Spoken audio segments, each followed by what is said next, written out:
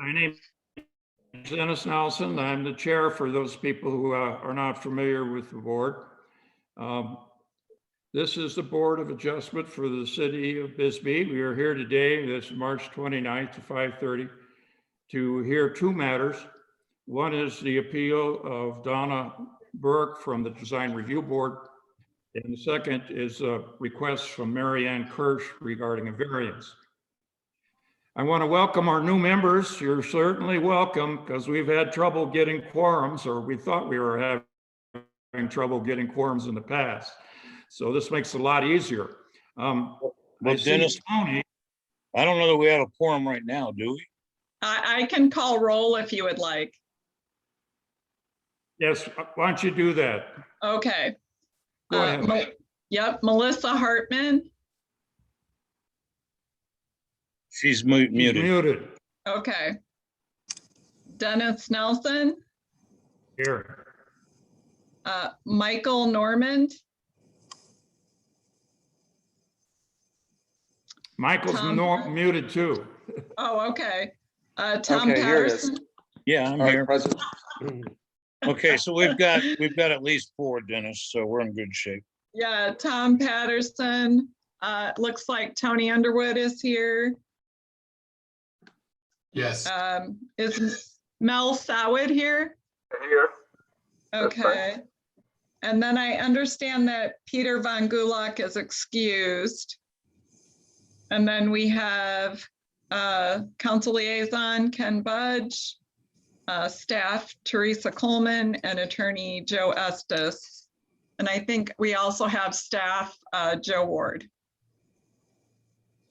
All right. Okay. Okay, this is our first Zoom meeting, and I don't know how many of you are familiar with Zoom, but it's a bit awkward at times, people wanting to speak at the same time. I just, urge you just to be a little patient. We'll get through it. This is certainly better than not having a meeting, and I'm sure we'll look forward, however. To Dennis, we've had one prior meeting by Zoom. Maybe I was gone.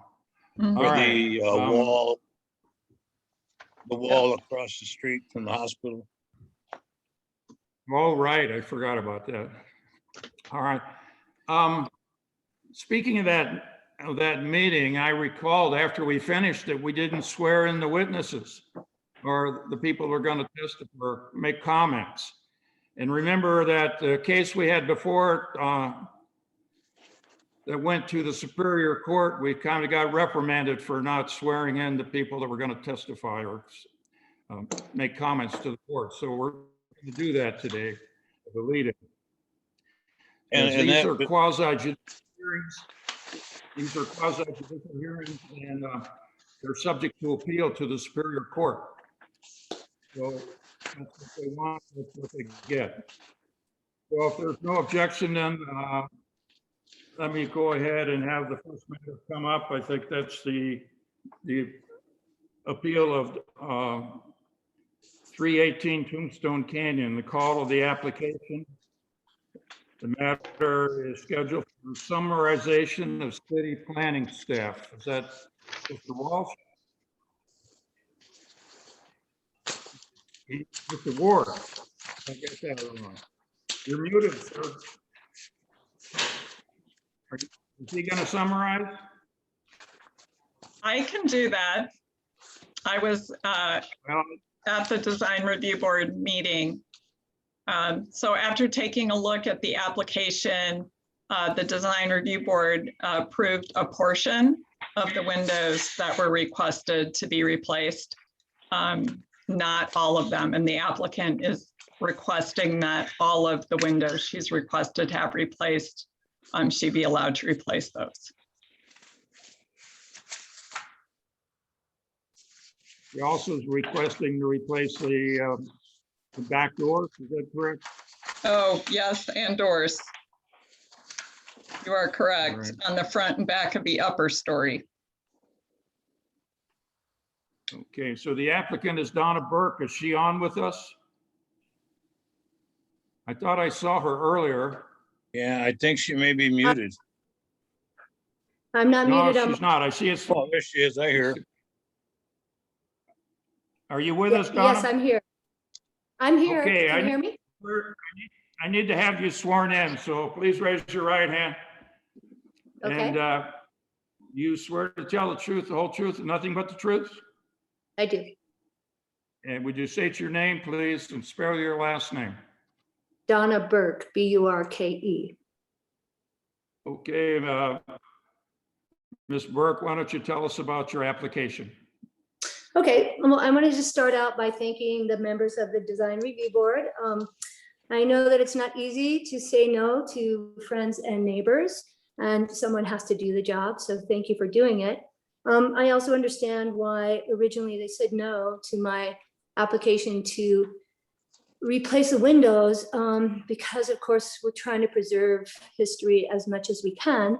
And I know that under the guidelines and standards of the US Secretary of the Interior, that you really want to hold on to historic windows and doors whenever possible. So I agree with them on that level, but where we differ is the very first directive in the standards, and that is that the standards will be applied taking into consideration the economic and technical feasibility of each project.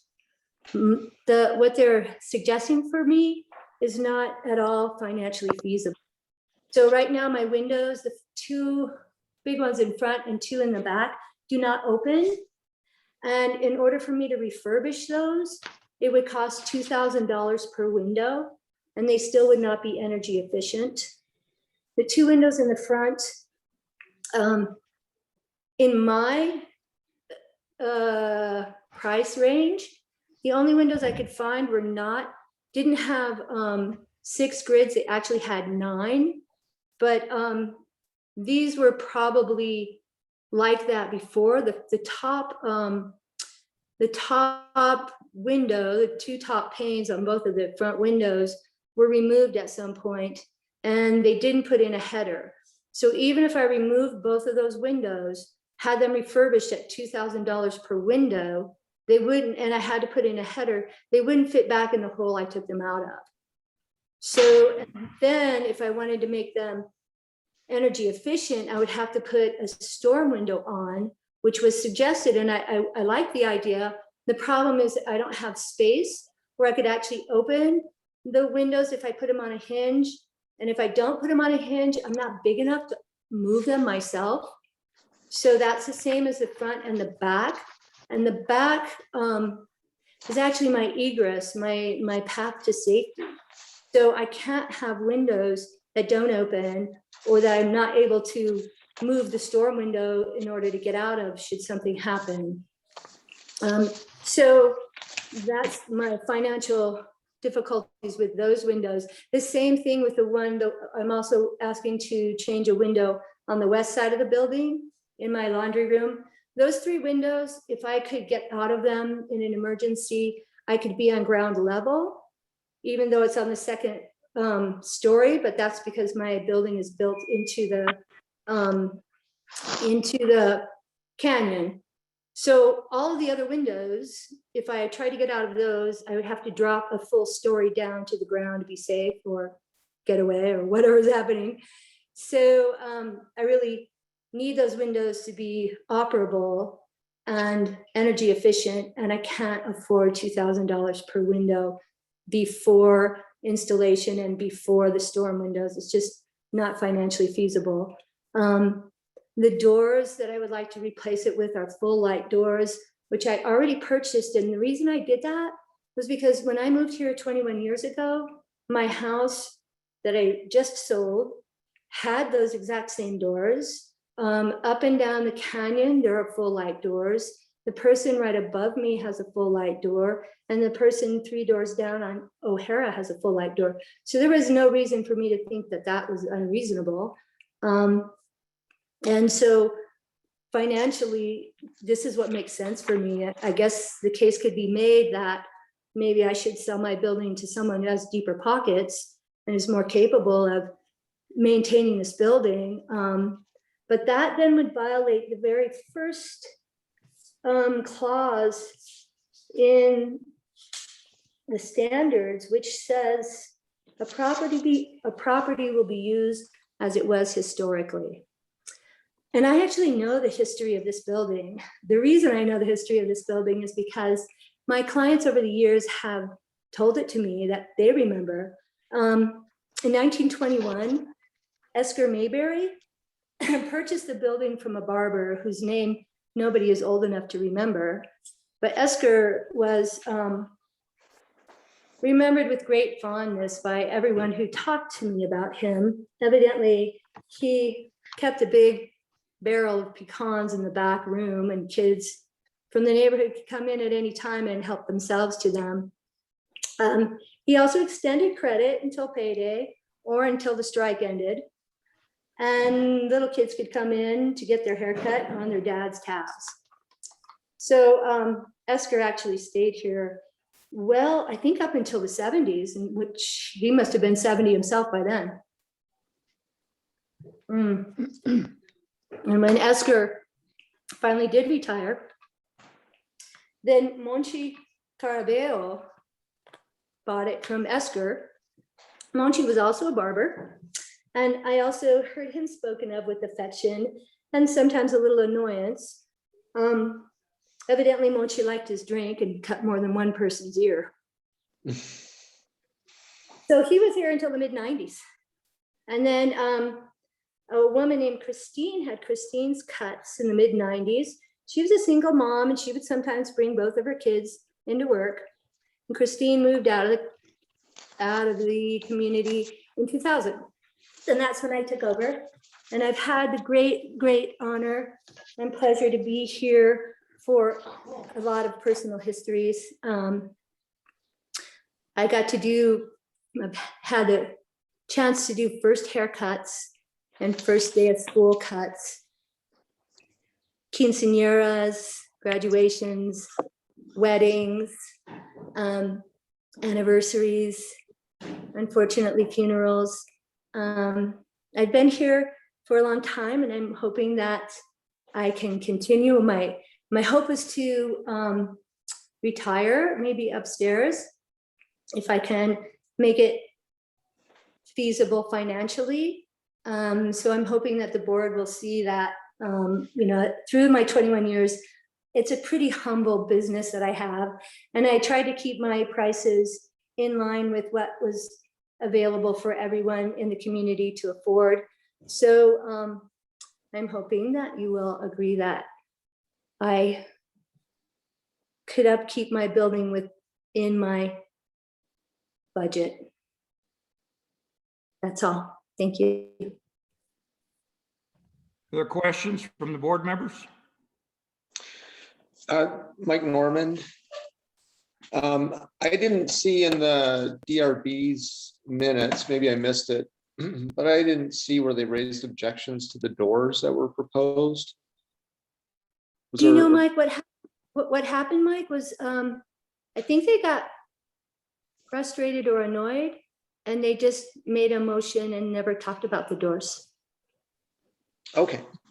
Yeah, I didn't see any reference to them in the minutes, and I only saw that they approved some of the windows, but not the front windows. Okay, that was the only question I had right now. Okay. Are there other questions from the board? Yes, Dennis, this is Tom Patterson. Did you submit any estimates that you'd received from companies for the replacement of those windows and doors, or is this just your oral recollection?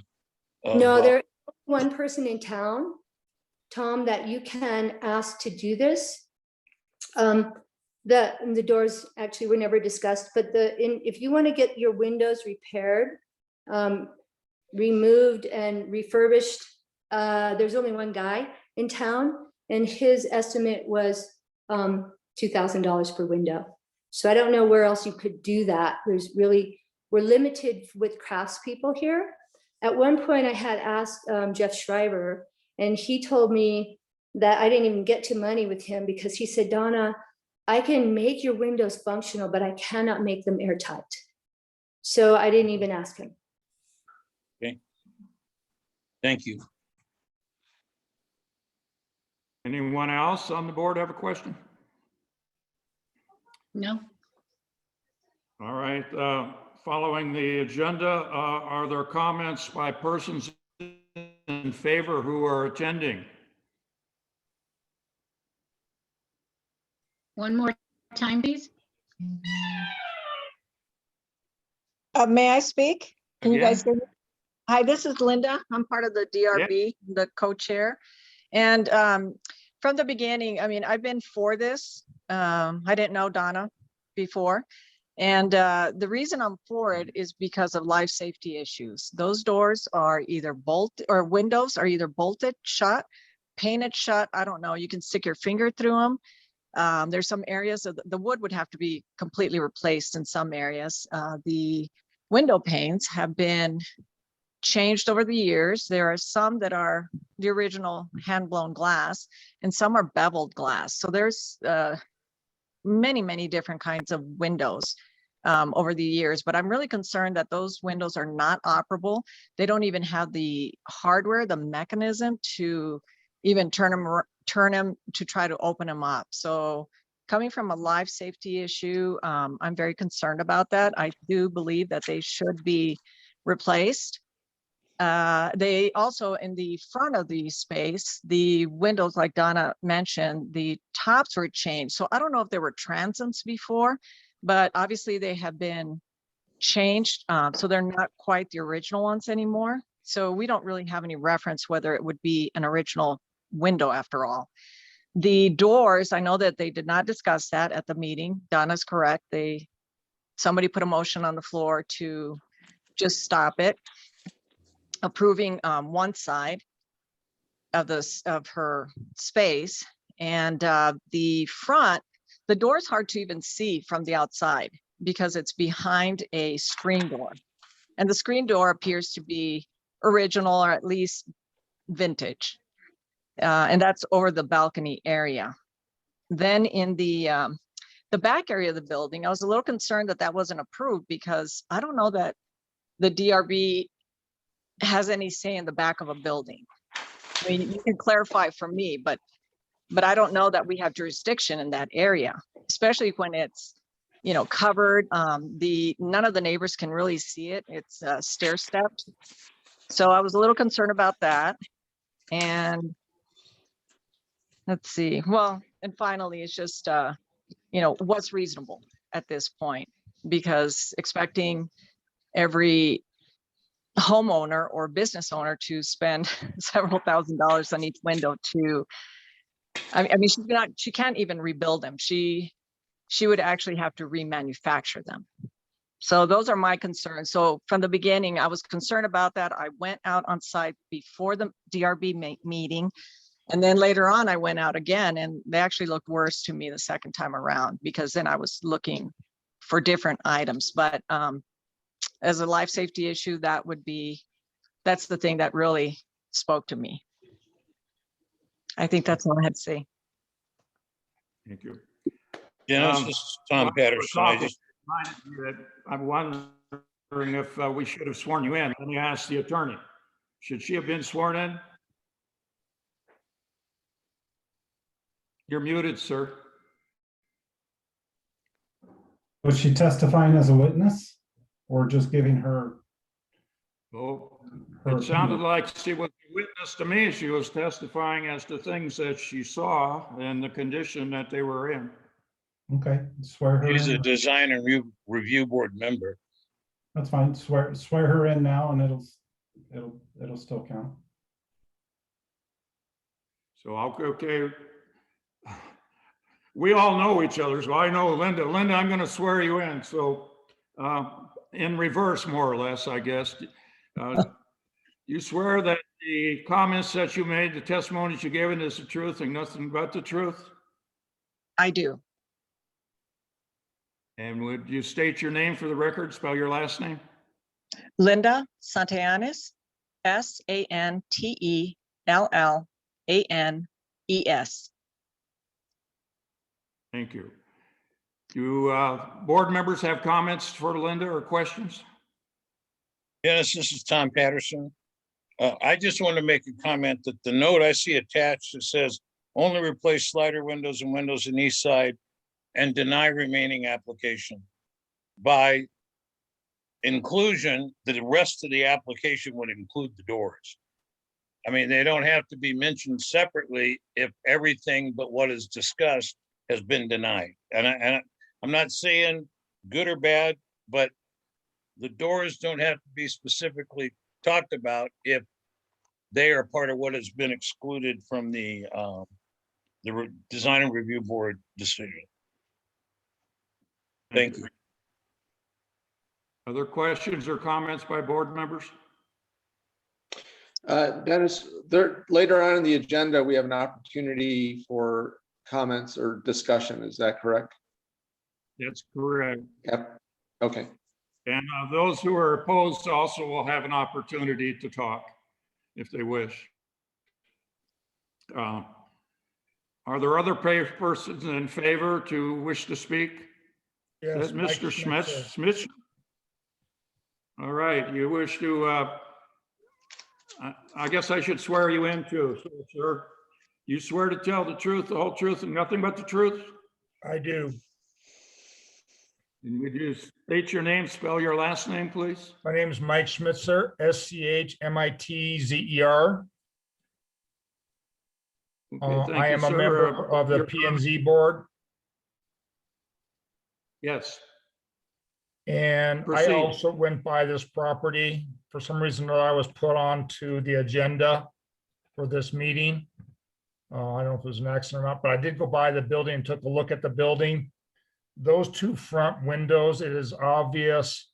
I'm a civil engineer by trade and a contractor by profession now. Those two upper windows have definitely been modified from their original condition. I believe they were modified when they put the roof structure over the balcony there, and that they had to lower the windows down to accommodate that roof structure. In my opinion, those windows would, again, as somebody earlier said, would have to be totally rebuilt and not preserved. There was too much decay. Everything is obviously able to be restored to some extent, but not cost effectively. My suggestion would be that they put windows in contiguous with the rest of the windows in the building and make them all look the same. I don't know if the DRB has the authority to regulate what type of materials are actually used or not. But I think, a single hung window in that area. I live in Quality Hill. We've got single hung windows. We've got a couple of vinyls. Most of them are wood, but a single hung or double hung windows would be appropriate for that area. I don't know if the Board of Adjustments can go ahead and modify that or not, but that's my opinion. Dennis, this is Tom Patterson. I wanted to ask Mr. Estes. Well, so far what we've had is two design and review board members testifying, but were they not present at the design and review board where the application was initially denied?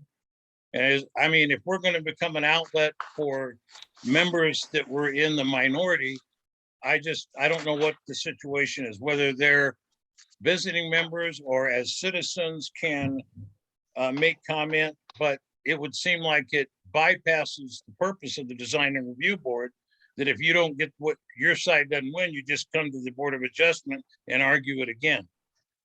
I'm just asking how that works. Thank you.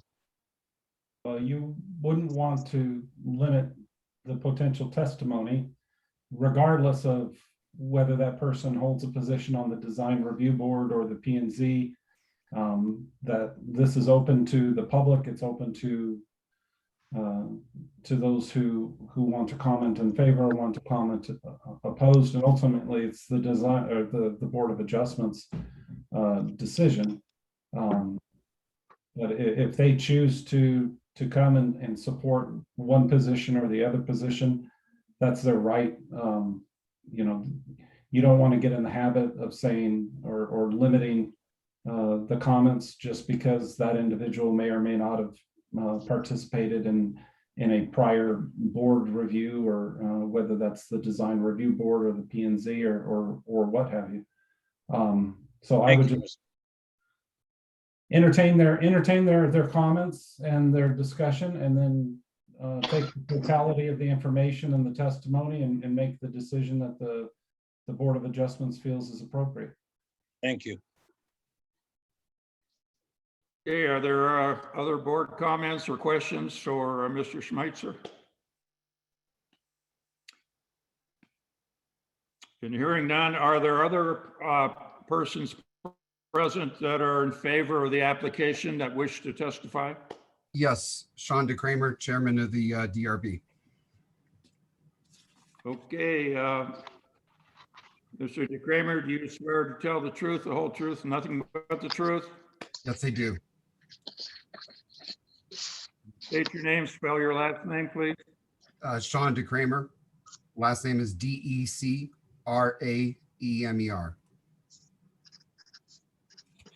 Okay, please proceed. All right. Good evening to you all. Thank you for the opportunity to be here. This was a very difficult application that came before the board. The reason it was difficult is because we did not have a complete materials list in order to correctly evaluate the replacement. I am not opposed to the replacement of the windows. We did not have pictures. We did not have styles. We did not have anything, the doors, we didn't have photos of what was going to go in. I'm not opposed to those windows being replaced. What I was specifically asking for in the meeting, that the windows be replicated on the front. And yes, I understand that is a financial burden, but at the same time, restoration is not cheap. We all know that. We're all residents here. And unfortunately, the decisions that we make are not personal either. You know, we're called to uphold the DRB guidelines by which governs every meeting that we conduct. And in those outlines, the DRB does have jurisdiction over the materials and the styles of the items that are used. What I would like to see on this application is that those two front windows be replicated with wood windows. The reason for that is if you put anything else, it's going to significantly alter the historic appearance of the building. Case in point, if you look at the ones that we did allow on the east side, they have altered the appearance of the building significantly. It's detracted from its historic nature. Now, I don't want to sit here and say that, you know, that we're supposed to let buildings fall into ruin either, and we have to take in all considerations. But what we're asking is that we bring this building and keep it to its true historical nature. Second, I'd like to say I'm a little confused by your agenda and what was put in here tonight. One, we did not have the Brian Hope architectural plans for this when we were reviewing this application. When I made the motion, I originally wanted to table this agenda and item until we had enough information to make a valid decision. We had some difficulties on the board getting to that point, and it was recommended by the city that we allow the east side window replacement and then at a later time deny the rest of the application and have the applicant reapply with a correct application. Now, if we had the Brian Hope architectural plans that are before you tonight, then we probably wouldn't have been able to make an effective decision, but we didn't have that information, therefore we couldn't make a decision. So what I would like to ask you guys tonight is that if this is in fact the application that you're going to base your decision on, this hasn't even become before the DRB for us to actually give it our approval. or denial based on what's now before you tonight in this packet. With that, like I said, I'm for it. It just needs to be the right type of materials. I see. There are questions from board members? Chairman Nelson, would you swear him in as well, please? Sean was sworn Can you in. repeat that? Okay. Sean Sorry. was sworn in. Sorry. Okay. Sorry, just wanted to double check. Okay. Okay, are there comments from anyone else in favor? Ben Lepley, DRB, past chair, current member. Are you, yeah, we need to swear you in, Mr. Epley. So do you swear to tell the truth, whole truth, and nothing but the truth? I do. My last name is spelled. State your name, spell your. Yeah, Ben Lepley, Lepley. Please proceed. So I think Sean DeCramer puts this, made some very important points that I agree with. One, obviously, that the proper building elevations that Brian Hope so beautifully drawn was not presented to us earlier. Number two is that what Brian Hope did draw is in keeping with the historical nature of the building. What was presented to us was not that. I do want to add, and I believe there is photographic evidence of this given to you for this meeting via email, is previously unapproved but yet installed vinyl windows that were installed on the west side. Those were specifically installed incorrectly. Those windows were installed not set into the walls as historically relevant for the area, but set sticking out of the walls. Not only aesthetically does it not match the surrounding buildings and how they were built, but also those are installed such that they draw rainwater into the building because there's a lip that sticks up above the window. That is indicative of a contractor that is in, or a non-licensed contractor, I don't know who installed those, but somebody installed those in a rush, in a shoddy fashion. Ben, that wasn't a contractor, Ben. That was a handyman, because I didn't understand at the time that I thought that if Donna? you were not making a structural change, it didn't require it. So that's why, and it wasn't a contractor here. It was a handyman. Yes, and that's Okay. exactly what Donna told us at the beginning, Let but me interrupt. Let me interrupt here. Donna, you'll have an opportunity to make rebuttal later on. All right? So we've got all the witnesses if you wish, but it's not appropriate to start questioning. so Mr. Lepley, you can continue. So if I may be able to continue, so that was, leading up to the DRB application. So they kind of, generally when there's an applicant that comes before us that was kind of caught not having a building permit, we don't take too kindly to that. They don't have our trust at that point. So moving forward, there was that track record. Additionally, the DRB does have jurisdiction on all exterior portions of the building that are visible, including the roof. Now, if it's a like-for-like exchange, then Teresa Coleman or somebody in the city can do an exchange, which happens quite often.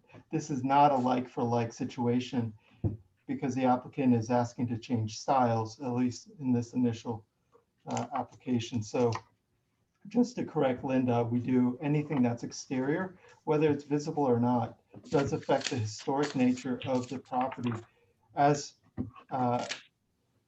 in line with the Department of Interior Secretary's designations of what is historic, what isn't. So that Another point I want to make is that there are at least 4 or 5 other contractors who routinely do window restoration or replacement. There's not just one game in town. And I'm sure city staff would be more than happy to make recommendations if that's allowable for them to do that. And some of them can meet budgets. And there's other ways of doing this, like extending your timeline, not doing everything all at once, but pacing yourself over a period of time. And that's generally what people do with these very old buildings. They can afford to do everything all at once. Mr. Chairman, this is Mayor Budge.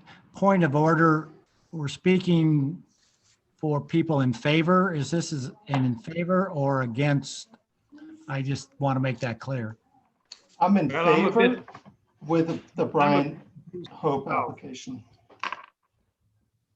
I'm a bit confused myself, Mr. Mayor. At our last 2 witnesses have basically been in sort of favor of and then sort of against it. So it's kind of a hybrid. But Mr. Lepley, I think you've made your point. If you have more to add, please do, because we need to move on. No, I've made my point. I'm in favor. It's just there were certain things that happened in the initial application that are different than now. So.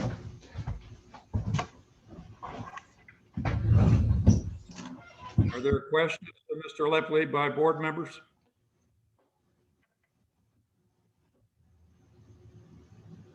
Hearing none, is there anyone else that's in favor of the application? I'm speaking in favor now of the application that wishes to comment or testify. All right, hearing none, let's move on to those who may be opposed. Is there anyone out there who is opposed to this application that wishes to testify?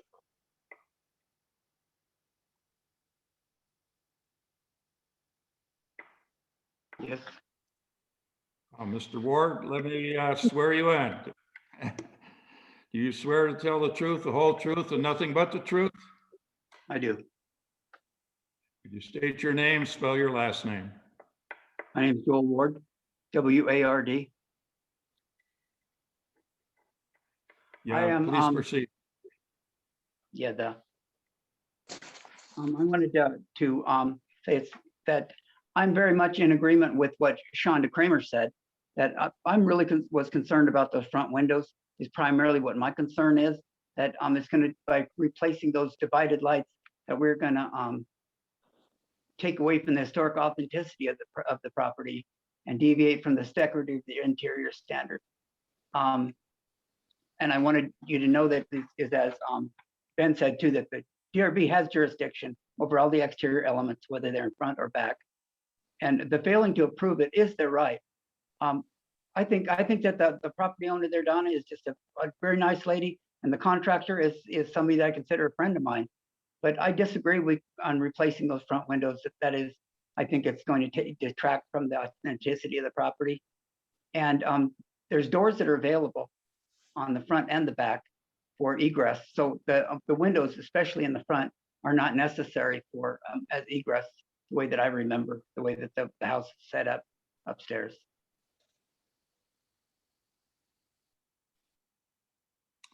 All right, are there questions from the board?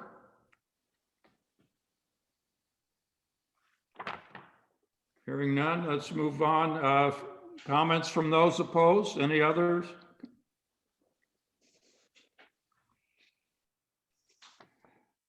Hearing none from them. Donna, you can make any rebuttal now that you wish, comments to address the testimony that was given by the other witnesses. Okay, I would like to have a rebuttal. First of all, the plans from Brian Hope, and Brian is fantastic and I love what he did, but I wouldn't have naturally paid $1,200 to make some pretty pictures for a board that I think should be able to visualize. So I did spend it now because I had no other option. And because I know that Brian could do this and help me with it. the west windows, Ben, if that, I have to tell you, if you're gonna talk about trust here, then I'm gonna say an architect who is currently unable to practice his discipline under the auspices of his governing board because he hasn't paid his fees, probably shouldn't talk to me about trust. And the west windows, I explained already. In the DRB, I explained again, I thought that you could do it with a handyman. When you told me that they were not in correctly, I apologized. I said I would ask Johnny Raby. And you said there were so many people that could fix these windows for me. And I asked you to name one. You didn't have a name for me, Ben. I've done my research. There are a lot of contractors, but there are not a lot of people who can do these windows. So I don't think it's true that 3 or 4 contractors will refurbish these windows for you. I don't think that it's okay for a board to determine how I spend my money. I think that it's reasonable that people should be able to maintain their buildings within their own budget. And if you push it to the point where it has to be within your budget, then you're going to push little business people like me out of the community. And I don't think that's what your board is designed to do. I've been here for 21 years. And I have over 200 customers. What are they going to do when I sell my building and leave? I'm done. Thank you. And this would close the comments from the public. It's appropriate now to have a discussion with board members regarding the application. Once that's completed, then the board chair would consider a motion to either affirm the action of the design review board, or reverse it, or we have the opportunity to modify it, or we could return it back to them for their consideration. Well, are there comments or discussion among the board members regarding this application? Mr. Chair, Mike Norman. If I could make comment? Yes, please proceed. Okay, so I reviewed the material in the agenda packet, and from a practical sense, and I realized that the DRB did not have the information from Hope CGI, the architect. But his memo, I found it to be a compelling argument for in favor of replacing the windows as Ms. Burke has proposed. The practical matter being, again, as Linda Santillanes had pointed out, that the windows are not operable. That presents some life safety issues. But also that the practicality of restoring the existing windows, at least to a functional point, does not address the energy efficiency piece. So they would still be single pane windows with the repairs that had previously been suggested or restoration. So again, I think from a practical standpoint, and I also believe consistent with the historic district, what's allowed in terms of window styles, that the single hung windows proposed would be consistent with that, and also seems to be consistent with several other buildings in the vicinity. Also, it doesn't appear that there were any concerns raised with the doors. So I think that those would be, in my opinion, would be fine to move forward with those as well.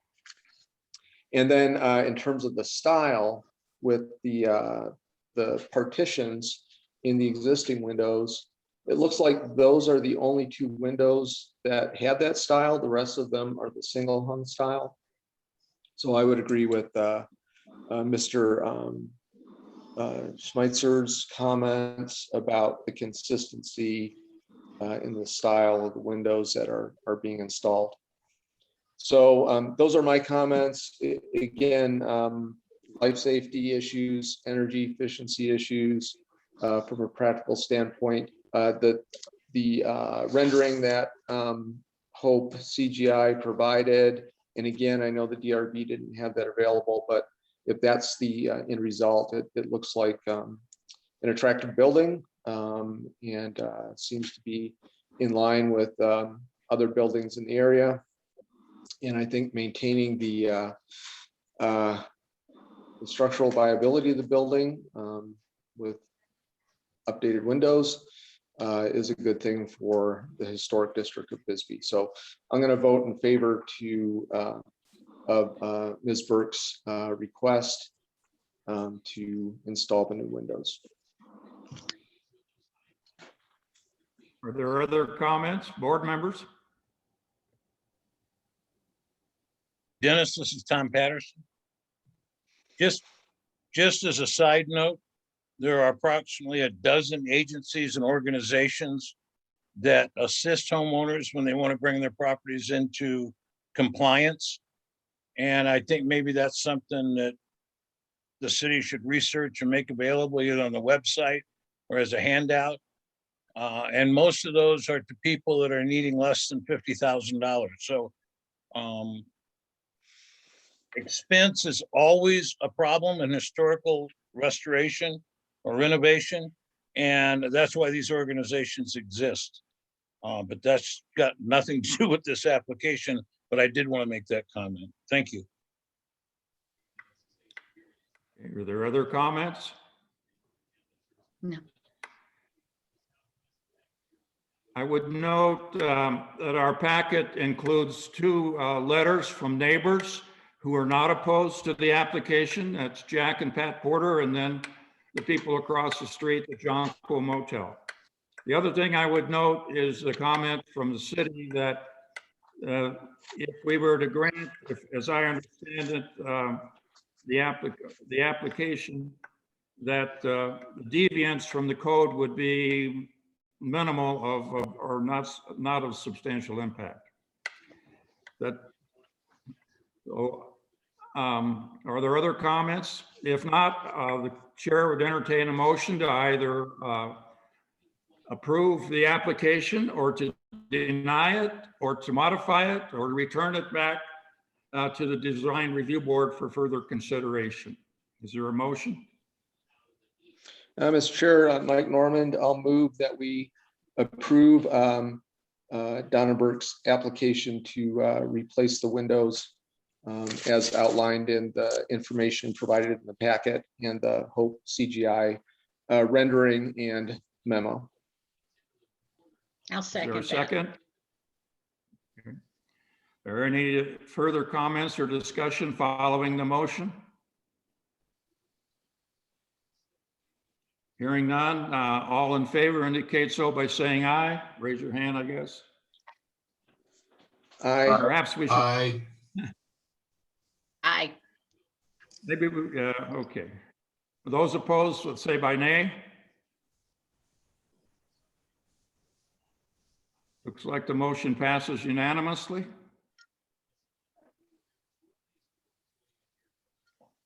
I would say that's it then. Let's move Mr. on to Chairman, the this next is Mayor matter. Budge. Yes, There was also an issue with the doors. I don't know if that will be something you would also consider as a second motion, or if that's what is before you. Mr. Chair. yes. Oh, yeah, Mike Normand here. I think in my comments, I noted that from the information I read in the DRB minutes, there didn't appear to be any objection to the door. So when I made my motion, it was to move forward with the window and door replacement as proposed. And that was my understanding also. Okay. No Thank you, objection Mr. then. Chairman. Thank you, Mr. Chairman, this is Mayor Budge. I just wanted to make sure that it was clear and on the record that the doors then were not an issue and didn't need a motion. Thank you. You bet. Let's move on to the next application, which is a request for a variance at 202 Brewery Avenue. We'll call the application Does the city planning staff want to summarize this? Ms. Coleman? I believe that would be Mr. Ward. Is he All still right, with Mr. us? Ward, I'll defer to you. Yes, this is an application, this is a, Marian Church had asked for a variance from the city zoning code, which created lots to 4,000 square feet within the historic district.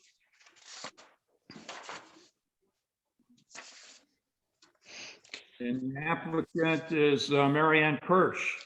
Ms. Kirsch, to have you comment, but I got to swear you in. Do you swear to tell the truth, the whole truth, and nothing but the truth?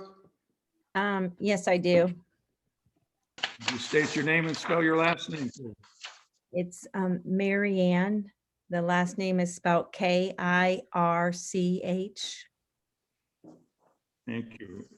Please proceed with your application. I'm applying to, I bought at 202 Brewery. I have 2 homes that are on part of the parcel, and I would like to split them into their own individual lots. And I wanted to, I guess, be pretty consistent with what is around there. Houses are, less than 4,000 square feet. And a lot of the homes surrounding. One of the reasons why I'm wanting to give more room for for one of the lots, because I want to expand it with vegetation as much, or like a small gardens and things like planted gardens. And I'm also wanting to allow more parking in the area. I'm putting in a parking area up there, and also below, there's a ruins to the right. If you guys are familiar with that, it's a whole block almost. And I had the garage, I had the space dug out, and I'm going to put in a cement pad, which will allow for 3 more parking or easy turnaround for any emergency vehicles or so forth, which is already there. There is a lot of room right there, as I understand, or as I've learned, as I've noticed anyhow. So that's what I'm trying to do here. So I hope you can let me do that. Thank you. Are there questions from the board? Yeah, Mr. Chair, Mike Norman. I just want to make sure I understand. There's a map, a plat map included with the agenda packet, and it shows 4 parcels. So I wasn't clear if what's proposed, is it dividing the property into 4 parcels, or is it just dividing the parcel with the 2 houses into 2 separate parcels? The parcel with the 2 houses.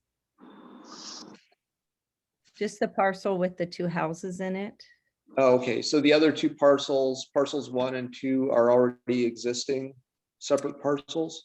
Well, actually, when I bought the property, I was under the impression that this was already done. This is a actual layout of what I was buying from the, I guess it's Lithic company that I bought this from.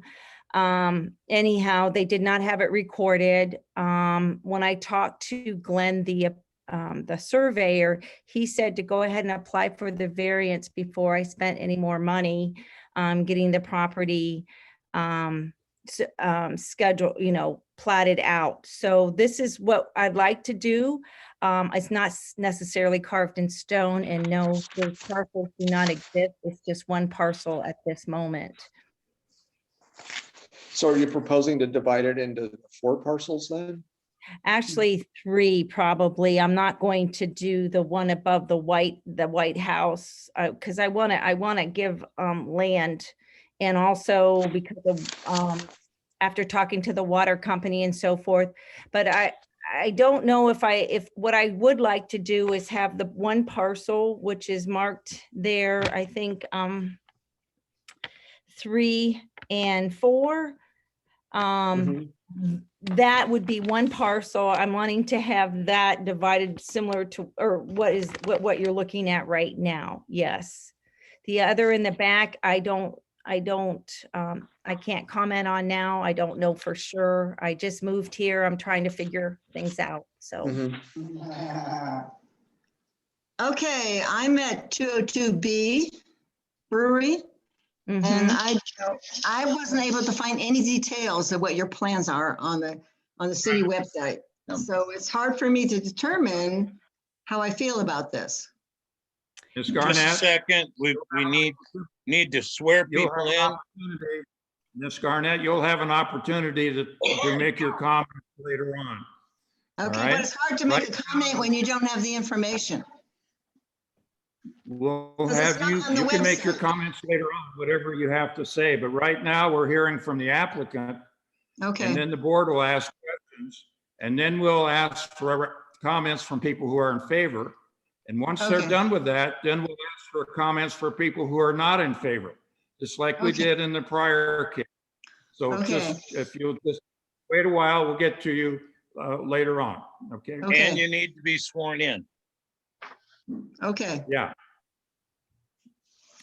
So Ms. Hirsch, were you finished or you had more comments? I'm sorry, we were back to Mr. Norman, weren't we? Yeah, I'm still a little confused. I guess I'm looking at this one, the land surveyor, the record of survey, and it shows 4 parcels. So Yes. Parcel, yeah, and I know that the issue on the agenda is a variance for the parcel that doesn't meet the minimum 4,000 square foot requirement. But I guess what I'm not clear is, it still is are you dividing it into 4 parcels, including the one in question?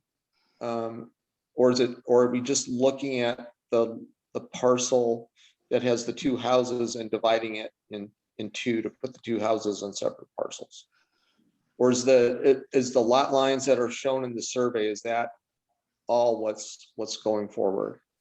I guess I'm not clear on what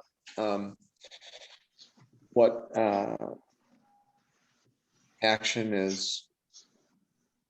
Well, I guess the action before us is just the one parcel that doesn't meet the minimum requirement, but I was curious if you're dividing it into the 4 parcels. But you said you weren't sure yet, is that right?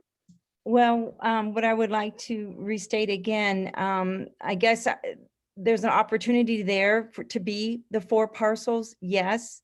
I'm not quite sure. I definitely know I would like to have 3 parcels in regards to Carol Garnett's, the parcel 2 that would be under her property. I'm not sure if that's even feasible or even able to build upon. And it's probably gonna be still connected to the parcel 1. So 1 and 2 would just be 1, but I can't say for sure, but this is the plans. I kind of went with what the original, the people who originally owned the property had already done. I see. Mhm. If I'm you trying to go through with that. And then in the future, right now, I definitely need to split either the 2 houses because I'm not even able to get into parcel the White House because they left a tenant in there and he's not leaving like he was supposed to. They were supposed to I know this isn't your problem, but they were supposed to have the rewiring, the electric and the plumbing all done for me. It was done incorrectly. I had to have it redone. So it's more of a financial issue at this point. I'll probably will have to separate one of the houses now sooner than I thought and sell one. And I'm trying to leave as much land for myself as possible to help, the character of it. I'm a florist. I mean, I'd like to bring a lot of landscape and beauty to that section. It seems like it could use it. So that's why I'm here. Okay, so if I could, Mr. Chair, just one more follow-up question on that. So what you've just described then is it's not viable to divide up the property in a way that would add some square footage to parcel 4? Because it sounds like what you're planning to keep together is parcel 1 and 2. Is that correct? Well, I'd like If you go that way. Yes, that's right, because I want to bring in more parking for that. I want to be able to bring up parking. And then also the parking below where there used to be a structure, I'm gonna try to reinforce those walls and put in a cement pad, so there's parking there, regardless whether it's for those houses or for if I'm able to build later on. And that would be in the far future. I'm trying to fix both of these houses up at once. And that's what I'm trying to do right now. Okay, that clarifies my question. Thank you. Mhm. Are there questions by other board members? Yeah, Mr. Nelson. I'm not quite sure from the original application to what we just heard, what's actually being done with the property. It looks like at one time there were a number of parcels that were merged, or lots that were merged to make larger parcels. 43 and 44, as well as 38 and 39. And so what, I'd read some information on a carport, a decision by the fire chief, and now we're talking about landscaping. So what are we actually hearing here? Confusing everyone. Well, it doesn't say what property is being split. Oh, and what it's being split into. I apologize. I'm sorry for not being clearer. It would be lot 3 and lot 4 between the two houses is what I would like. I'd like to have those 2 lots out of all of this. So then there would be yes. If we could move forward like what you're seeing, except the lot number 4 would be too small, would not be quite 4,000 square feet.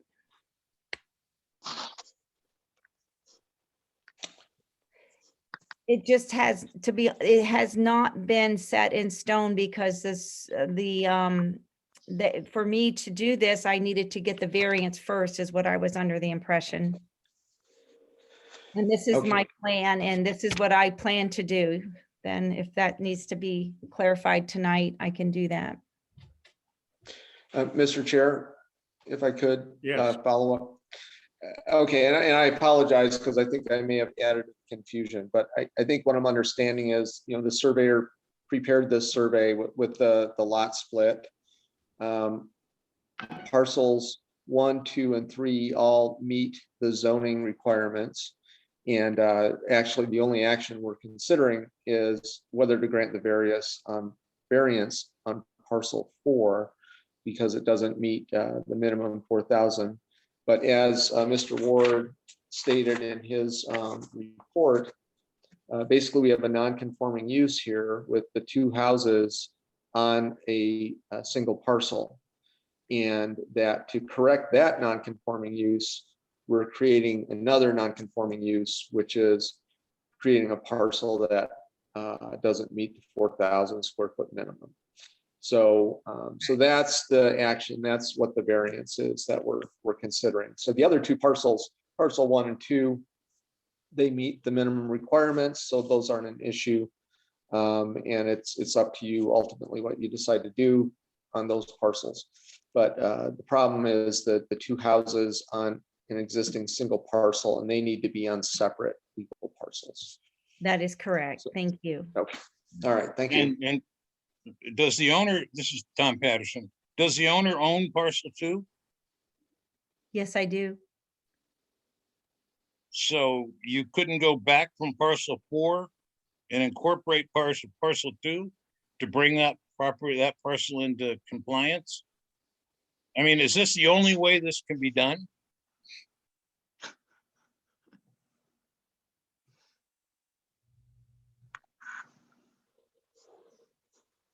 There's a brick wall there right now, I think is why there's a brick wall there. I would have, it would, this probably is the most cost efficient for me, Would cost efficient meaning you wouldn't have to remove the wall? correct? And is it just a privacy wall? Is it a retaining wall? It's a stone retaining, a little bit of a retaining wall, yes, that goes up, and that's where I'm hoping to have parking up behind that brick wall, if you can see on the plans. Which would mean you would be incorporating parcel two. Parcel two is where you plan on doing your parking. Parcel two. It's a parcel in back. Yeah, part of parcel two, yes, back in there. There's an elevation that you're not seeing on parcel two, but yes, the lower part of parcel two, yes. And where would your egress come from? Or your ingress? It would be coming from the street, Brewery Avenue, next to the set of stairs. And it would have to, if you see an ingress egress easement, there would be a easement to come up around there and park.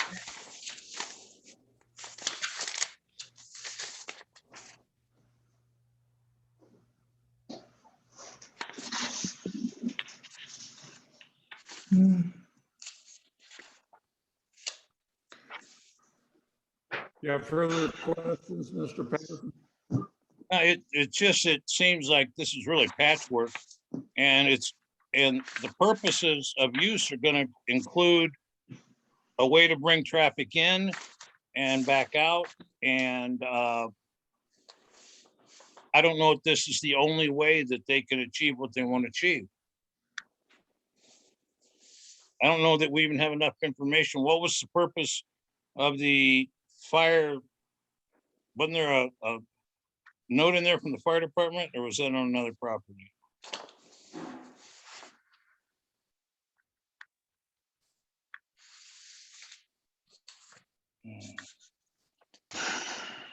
I'm sorry, forget that. I just don't really know what's happening here. It's really hard to explain. We got a drawing that is it an official drawing? Is it an official drawing that's been modified for the owner's request?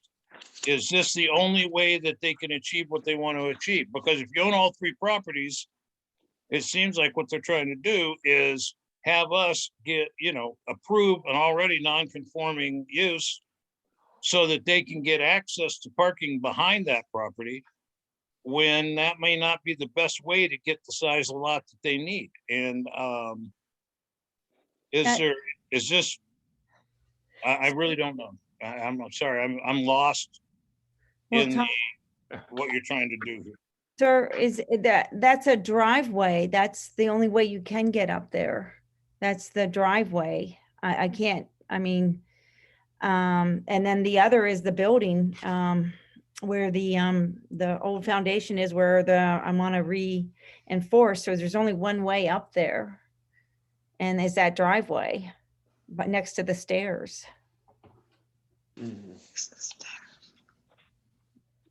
I don't know of any other way to do that. The only other thing would be like, I guess I could go back, but then I'm not going to have behind lot 3, I'm not going to have then enough square footage for the other lot. So I felt like they did a good job. I mean, I guess I could go back and look at it again. I don't have, if you'd like to come out and look at it, maybe, if you have a better idea.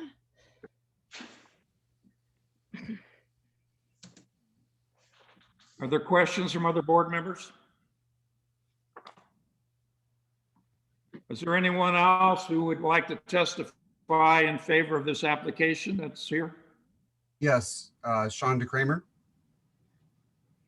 All right, Mr. DeCramer, I'm going to just remind you, you're under oath. I know it's a different proceeding, but you've already been sworn in and you're aware of the testimony. So yes, sir. Please proceed. All right. One, I'm definitely in favor of this, and I'd like to possibly offer the applicant a little bit of help here. I live directly across the street at 221 Brewery Ave. I'm very familiar with the landscape, and I think what you guys are lacking is a little explanation, because it's a little confusing, the way the land is tiered. And it's not necessarily tiered by retaining walls, except for the front retaining wall in the Brewery Gulch. The back part of it behind parcel 2, or the front part where parcel 3 is, and back behind that, it's a huge rock slab, like natural rock. So there's no way you could ever do anything there. The rock slab is literally the height of the roof on parcel 3. So there's no access to that at all from any other way. On parcel 4, there's a staircase to the north of it. There's a driveway right there. And what's north of that drive is there's a big hill that comes up parcel 1. And that driveway goes up to parcel 2 and parcel 1. So that's part of the problem with the split. And then you have a retaining wall that's running from parcel 2 all the way back behind parcel 4 to where that driveway is. And it's a pretty significant retaining wall. That's just kind of the scope and the layout. It's tiered on a hill. And the way they have it set up is the only access in and out of the property. There wouldn't be any other way. I see no problem with it. On parcel 1, there's a huge, at least 3 to 4 car garage area that she's going to rebuild, that was torn down due to decay and natural time of things happening. The retaining wall had been repaired on the front of the property, so there's no way you can tear down that retaining wall, because if you're familiar with that area, it holds up probably a good 15, 16 feet of earth from Brewery Avenue. So you can't do anything with it there. So I'm in favor if you guys can grant the variance. I see no problem with it. Police can access it, fire can access it. It seems pretty easy to me. And as the land is already laid out that way.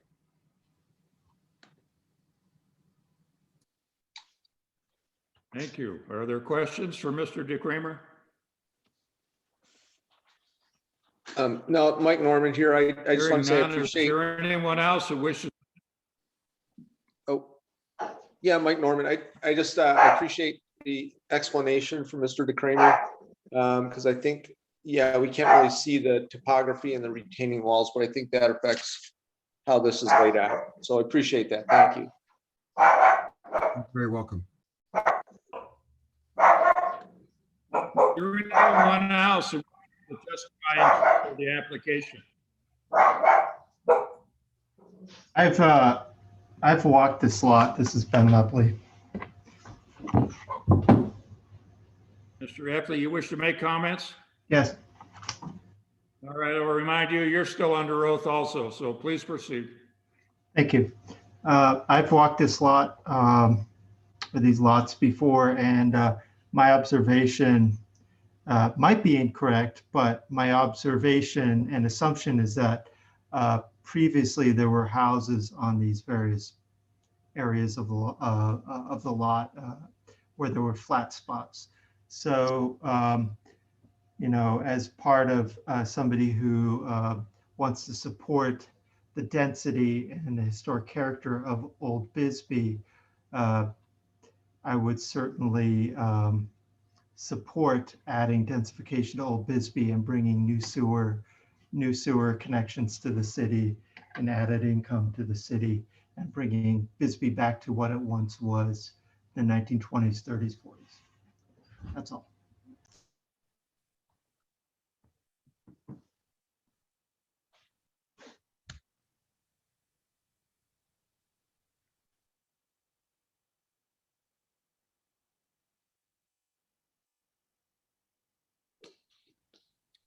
Thank you. The comments or questions for Mr. Epley?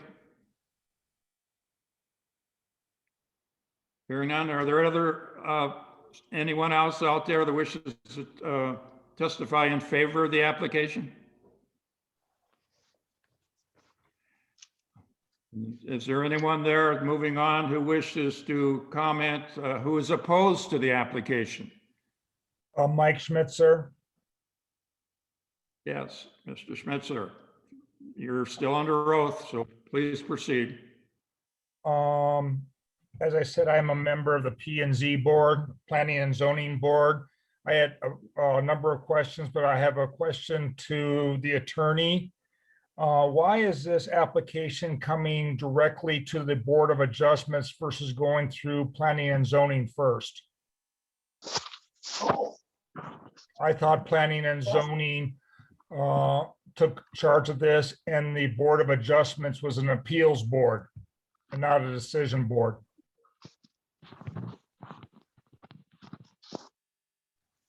Not on variance. Mr. Estes, can you answer that? Yeah, this is an application for a variance, which would have to go to the Board of Adjustments, not to the Planning and Zoning, per state statute. For what statute? State statute. That would be ARS 462.06, which establishes a Board of Adjustments. The legislative body by ordinance shall establish a Board of Adjustments, which shall consist of at least 5, but not more than 7 members appointed by the legislative body in accordance with the ordinance. And a Board of Adjustments will decide and, let's see, shall hear and decide appeals from the decision of the zoning administrator, shall exercise other powers may be granted by ordinance and adopt all rules and procedures necessary. The board shall hear and decide appeals in which it is alleged that there is an error in an order, shall hear and decide appeals for variances from the term of the zoning ordinance.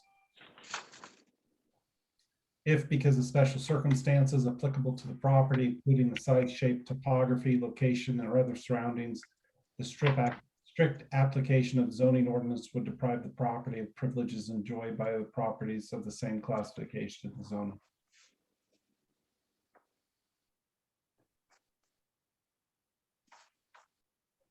Okay.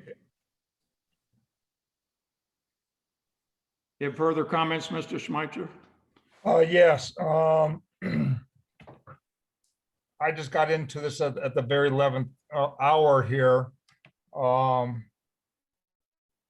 The original parcel here, without the egress easements, or excuse me, including the egress easements, only totals out to be just over 16,000 square feet. If you deduct the easements and the right-of-ways, you would be under 16,000 square feet for this parcel, and you could not divide it into 4 parcels.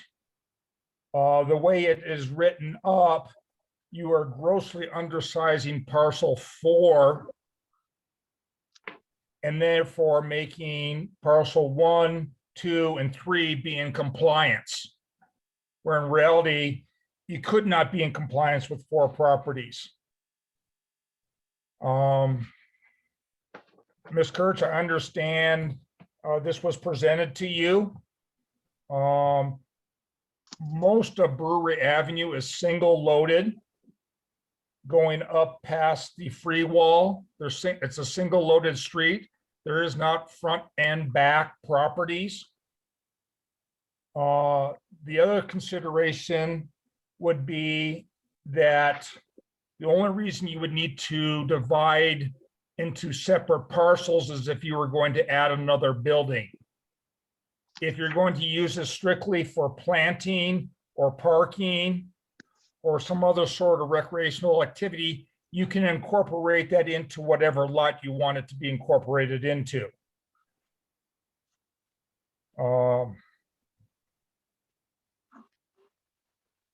So I think, and my personal opinion is, this application should be redrawn as far as she actually wants to do it and resubmitted to either the Planning and Zoning Board or the Board of Adjustments, whichever is the authority.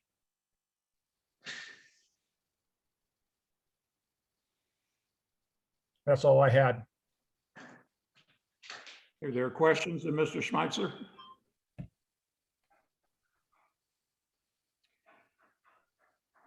Are there any comments from anyone else that's opposed to the application? Yes, Hugh Starks. All right, Mr. Starks, you swear to tell the truth, the whole truth, and nothing but the truth? I do. You state your name and spell your last name?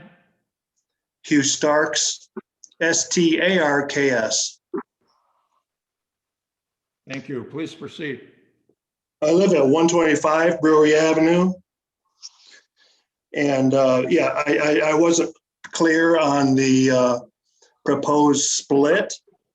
I have no problem with, there's two existing houses on that property, splitting them into two. That's fine and dandy, but I am opposed to a third building on that property. I don't understand how there can be, how the city can approve multifamily housing in an R1 district.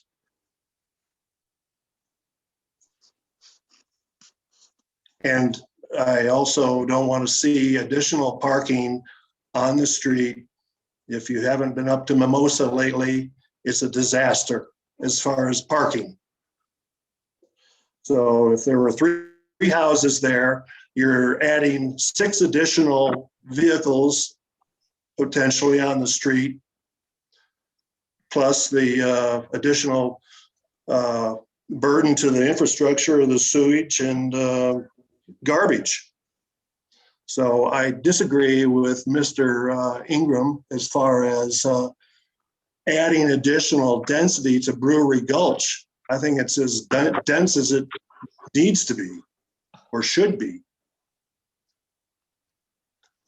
That's all I have to say. Thank you. Are there questions for Mr. Starks?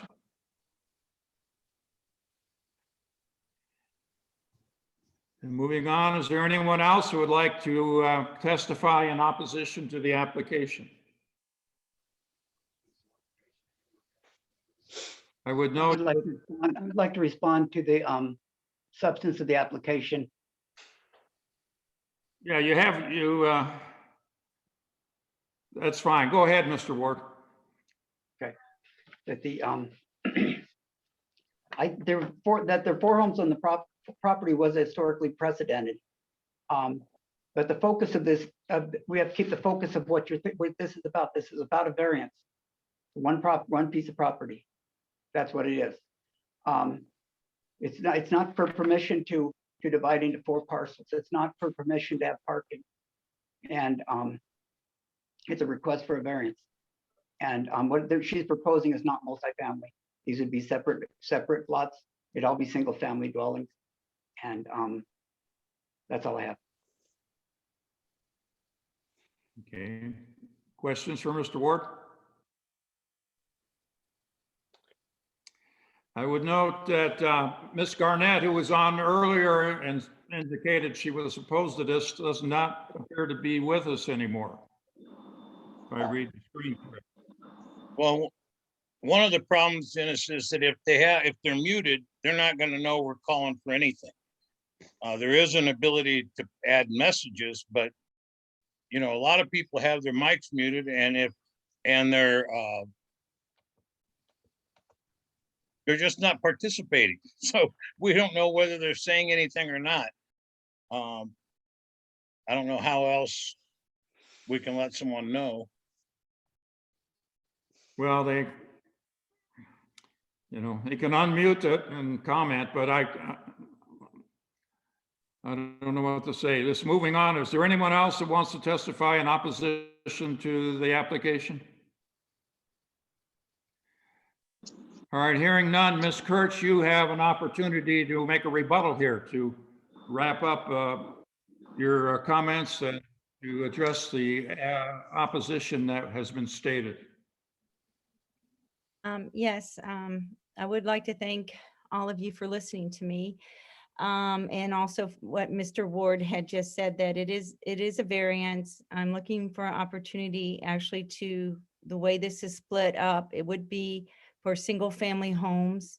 And it would also be able so that we could have parking for them off the street. So thank you. All right. Then I would close the comments from the public. Now is the time to discuss the application among board members. Are there comments from the board members? Yes, this Yeah, is Tom Patterson. Oh. Go ahead, Tom. I'm sorry. I've done a lot of these type of things, and I'm still confused as to what is actually being done here. I mean, is the ingress and egress just to get to that parcel 4? Because you can't go up any higher than that? Or I guess I don't understand is the purpose to try to make parcel 2 capable of having a house on it? I'm just kind of confused. This drawing is confusing enough, but I don't really understand what's being asked to be done here. And I'm sorry, maybe that's just me, but it seems pretty confusing. That directed to me. Ward, but I don't see him on there anymore. You can address that, Ms. Kirch, if you wish.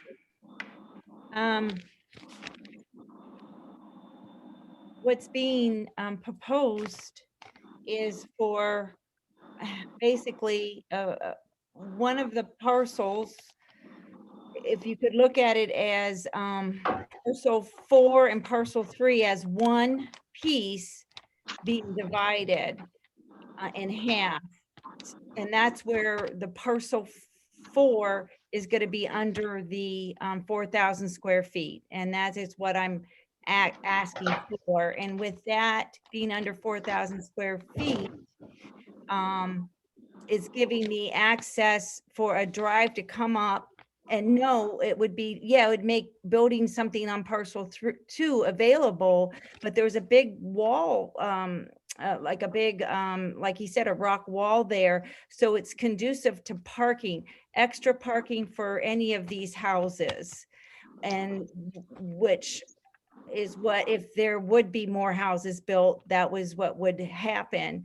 The only house, I mean, the only structure, there were existing structures on all of these lots at one time. And I'm trying to bring it back to what it was, but it's going to be in phases and it's not going to be right away. And what I'm asking for is for a variance to split the 2 houses that are close together, with one being under the 4,000 square feet. I hope that's clear. I'm sorry. So are they on the same lot right now? Yes, the way it's drawn up, yes. But we put a line around the shed and straight to the wall, the base of the wall, which is brand new wall, but I also had to have that fixed also by buying this property. So I've incurred a lot of extra expenses here. And I'm just trying to split these 2 lots, right? To 2 lots right there is what I would like to have done. And I am planning on putting, landscaping, making this look nice. This is not going to be it's got to get done, but that's what I'm asking for. Well, the variance doesn't address that. I mean, you can say you're going to do it, but it doesn't require you to do it. Correct. So basically, if you divide it the way you want to divide it, you're going to have one parcel that's well under 4,000 square feet. Yes, sir. I can't imagine approving a variance that's going to make a property non-complying. That doesn't seem to be the purpose of a variance. Are there other questions from board members? Yeah, Mr. Chair, Mike Norman here. Again, I understand the confusion, but again, in kind of listening to the other comments and the comments that Joe Ward stated is that, yeah, our focus, or basically the plat isn't in question right here. The other 3 lots meet the zoning requirements, and the current situation is a non-conforming use because the 2 houses are on the same parcel. So what Mrs. Kirch is proposing or requesting is that we grant a variance so she can draw a lot line between those 2 houses.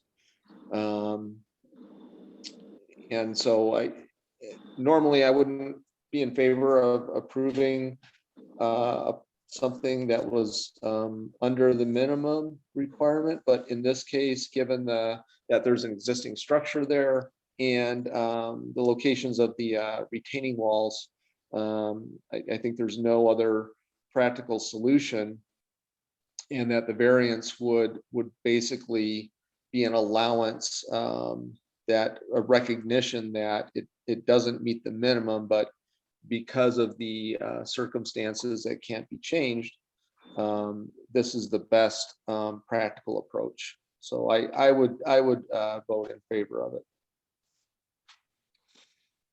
Are there other comments?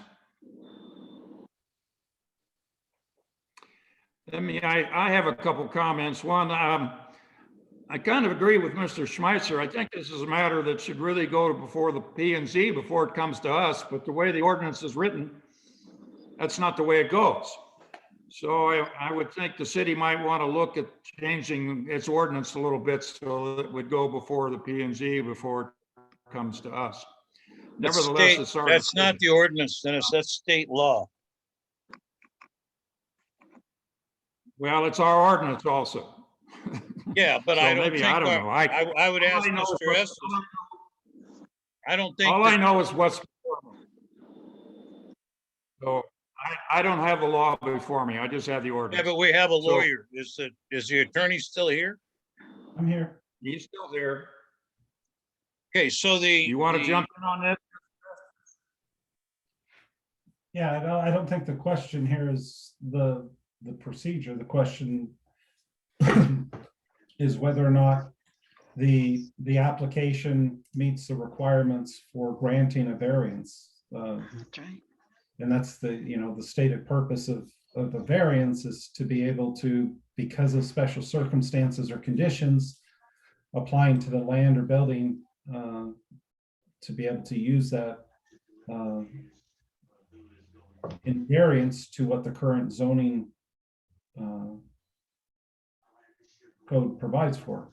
So that's the purpose of the variance, is that there's a special circumstance that was not self-imposed by the property owner, that the variance is necessary for the preservation and enjoyment of the property rights, and that it will not materially be detrimental to persons residing or working in the vicinity or adjacent properties. There seems to be possibly some confusion as to the application just from the information. Do I have the ability to share my screen, Teresa? Oh, wow. Let's see. I don't think you were set up as like a co-presenter, but let me see if I can do anything special with that. If you're the host, if you can enable participant screen sharing. Okay, which is that under more? No. I don't know. I have not. Okay. I've not hosted very many Zoom meetings. I've participated in. Okay, let me go to advanced. Just trying to think. I have Google Maps pulled up, and I think it would be helpful for the board to see the overall, a picture of the properties, and then a street view of the properties. Mr. Estes, well, they're seeing if we can do that. A question. If those two houses are on a single property right now, then by putting this variance in, we would give them the ability to sell one of the houses off, regardless of what they say their intent is. It would be a separate property then and could be sold as a separate property. Is that correct? That's correct. Okay, Joe, I think you're now a co-host. Okay. So you may be able to select to share your screen. Does that sound right? Yep. Okay, so I'm There we sharing go. the screen. Do you guys see the There we Google are. Earth? Yes. Okay, so these are the 4 parcels that are in that map. Parcel 2 being the parcel back behind the house.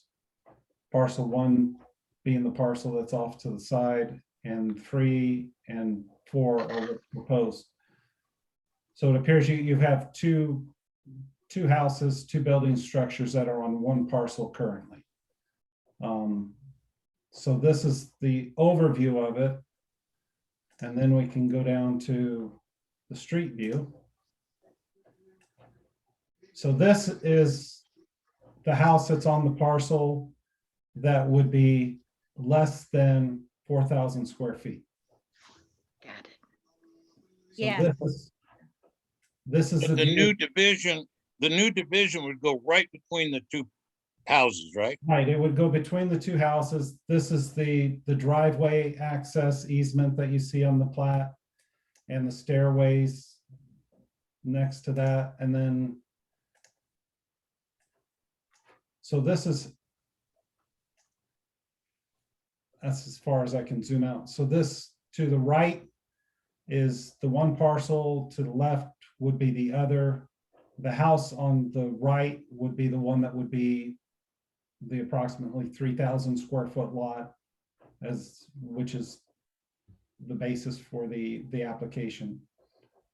Would the line down the middle have any effect on setbacks or any other issues that would come into consideration?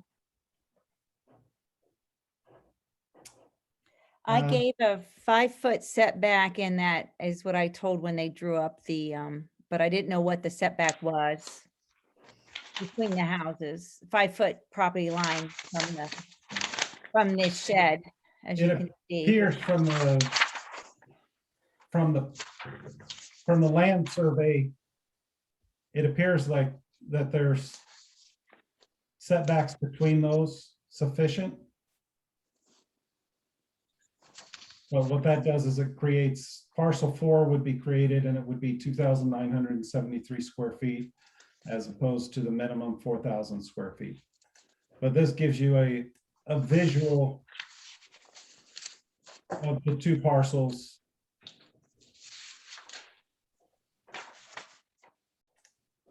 And this is the overview. So you would have the parcel line would go between the 2 houses there and jog around that currently existing shed structure. Mr. Chair, my understanding from reading Joe Ward's memo is that all the other requirements, the setback requirements are adequate. So the only variance in question is the square footage of the lot. But the setbacks appear to be to meet the requirements.